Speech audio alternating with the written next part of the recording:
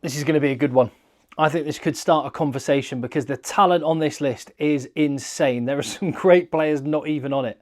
And you may well have a disagreement on where the players should fall in the top 10 of the blindside flankers. The guys who typically wear number 6 around World Rugby. I know that's different in South Africa where their 6 and 7 are reversed. It's different again in France where they don't really have a classic blindside and an open side flanker.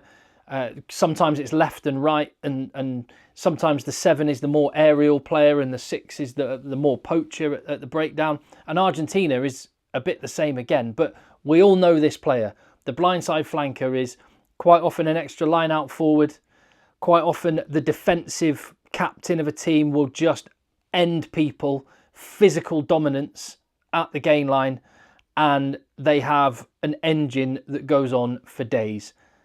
A player in a team that all of the teammates absolutely love for the work that they do that quite often goes unseen. But here, we're going to celebrate them. It's the Player Power Ranking series and we arrive at blindside flanker. Your thoughts in the comments down below. Give the video a thumbs up and hit subscribe. And I can tell you, you can basically rip up the list from last time. It's completely changed. I think there's 5 new faces on it. A load of players dropping out. There's one player that's going off to be on a different list because they now play in a different position primarily. And for the same reason, there are a bunch of players that are coming from other positions onto this list. So basically, just wipe that one out. But let me know what you think and speak up for who you would have on the list. I'm starting at number 10. Ello is a new face on the list, the Sheriff. Imperious for the Bulls, and he's transferred that form into the green and gold of South Africa. It was interesting, on the last video, I remember mentioning it's going to be who could be on this list the next time round. And I mentioned Ello and Ben Jason Dixon. And it was a really interesting battle through 2024 to see which of those 2 players would kind of become the next cab off the rank. And Ello looks to be the heir apparent to Pieter-Steph du Toit on the blindside flank, the number 7 shirt for South Africa. He has started a couple of games for South Africa at number 8 as well. He can slot in at second row, but he is a classic blindside flanker, defensively immense, humongous work rate, and he's got 13 caps to his name now, and there will not be as much changing in 2025, I don't think, that Rassie Erasmus showed in 2024 where he used over 50 players. I think he'll condense that a little bit and he won't have as much rotation, but Ello is one of the players that's become a key member of the squad thinking ahead to 2027. He's had a great year and so he's on the list at number 10. Behind Chandler Cunningham South, who drops positions, but that's more to do with the fact that there are some great players coming onto this list than Chandler Cunningham South has done anything wrong. In fact, he hasn't done anything wrong. Following on from the Six Nations, where he was mainly used on the bench, he became a starter against New Zealand in the summer and then a starter through November. And he has looked really good. I mean, at 21 years of age, firstly, he sounds like he's a law firm, Chandler Cunningham South, or like you can imagine calling up a chartered accountant. Hello, Chandler Cunningham South, how can I help? But as a rugby player, 21-year-old beast, 6'6", 130 odd kgs, and I mean, I actually think his best role for England is off the bench. For like 30, 35 minutes, just coming and changing the game. I think could be where he becomes world class. And it's going to be interesting to see what Steve Borthwick does with Chandler Cunningham South now that Ollie Chesham is back and fit and the number of flankers they have got available to them. So will Chandler Cunningham South be moving down or up this list? Well, I guess we'll wait and see. But for now, he's at number 9. Tell me if you disagree. At number 8, I've got Theo McFarlane, one of the guys that is coming across. He was classed as a lock previously, but Samoa have exclusively used him on the blindside flanker through 2024. So he makes an appearance on this list, and he is just pure athleticism. He's one of the most gifted athletes in world rugby. Amazing offloads, ball carrier, line out, kick-off receipts. Just the speed, the athleticism, the height he can get. He's an unreal athlete for Saracens and, as he showed in the Rugby World Cup and since, for Samoa, and one of the very few Tier 2 players who is making it into the player power ranking so far. So Theo McFarlane at number 8. Matt Fagerson at 7. Now, with Glasgow, where he won the URC, and with Scotland, he's formed an amazing trio with Rory Darge and Jack Dempsey. They have been absolutely superb. And you just hope that the three of them can stay fit. Matt Fagerson is putting himself in the shop window for the British and Irish Lions, I feel. I think because he can play at number 8 and has, he can play at open side flanker and has, but he's at his best on the blind side flank. And one thing he shares with his brother Xander is a giant engine. The amount of work this guy gets through, quite often unseen, it's just hitting rucks and making sure the ball's nice and quick so that his teammates can go and use it. But his tackle count is always massive. His interactions on the attack in support with ball carries is massive. He has had a brilliant year. And again, only moving down positions because other great players have come onto this list, including Wallace Satiti. What an impact in 2024.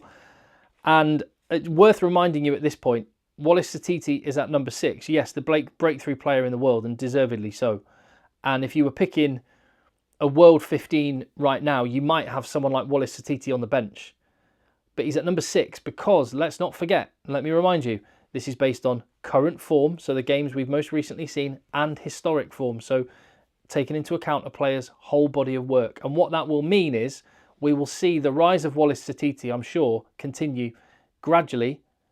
And then similarly with the players that are coming towards the end of their career, their drop-off will be smooth. I just don't think it's that interesting to look at a list of, here's the players that played really well in the November series, and then they're all gone. And here's the players that played really well in the Six Nations. That's why I want to do it this way. And I've had a few comments asking, how come this is... That's why. So that's why Wallace Satiti is at number 6. But I've got no doubt he's on his way up and could get to the very top. Rob Valetini moves from number 8 to blindside flanker. He was being used at number 8 for Australia, but Harry Wilson fit means he's been exclusively a number 6 for them and has been so important and so good. His level of consistency and performance is brilliant. And even when Australia were a mess, Bobby V was doing a proper job. And much like Scotland, if Australia can keep their back row fit and available, they are a proper weapon. Rob Valetini at 6, Fraser McRae at 7 and Harry Wilson at 8. Such balance there. Bobby V deserves to be at number 5. Someone else moving across from another position, Marcos Kremer. Now, he wears 7 for Argentina. He wears 7 for his club Clermont as well.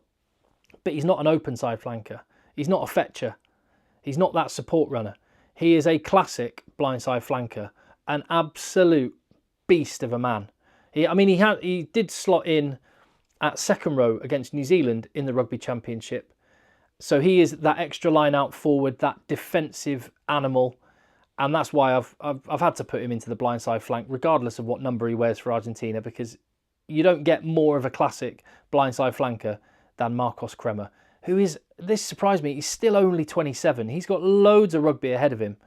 And it's going to be really interesting to see how Argentina manage their resources because, as I say, they've got Kremer, they've got Matera, they've got Juan Martin Gonzalez and Joaquin Oviedo. That is 4 great back row players. You can have them all in a matchday squad.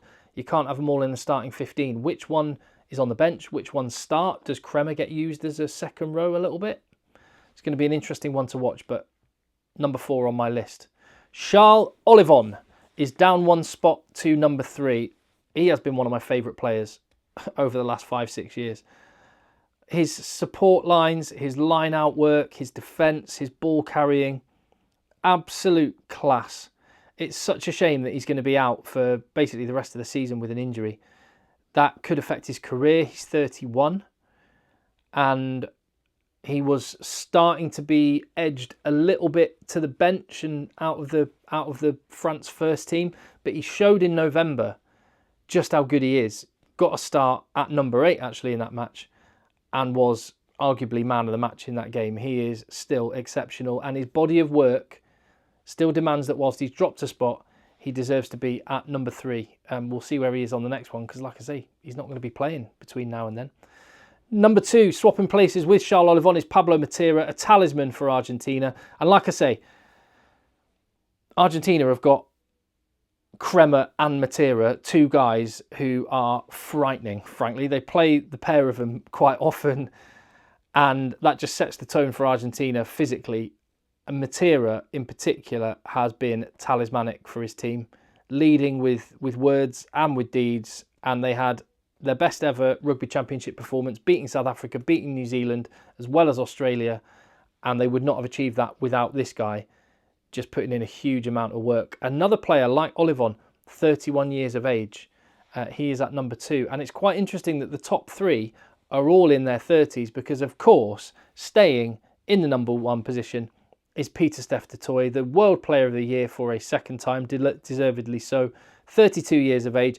He'll make it to the next Rugby World Cup, and he absolutely should. He's irreplaceable. He can go on for days. I wouldn't be surprised he makes it to the 2031 World Cup. He just seems to get better and better. He slotted in at 4, at 5, and plenty of times at 7 as well for his team over this year. They won a Rugby Championship, and a poor performance for Pieter-Steph du Toit is like 8.5 out of 10. I don't think I've ever seen him have a poor performance, in fairness. And there is your top 10 list. Seb Negri got edged off the list, which feels harsh, bearing in mind what a good year Italy had. Paul Boudon for France might be one to watch that could appear on the list in future.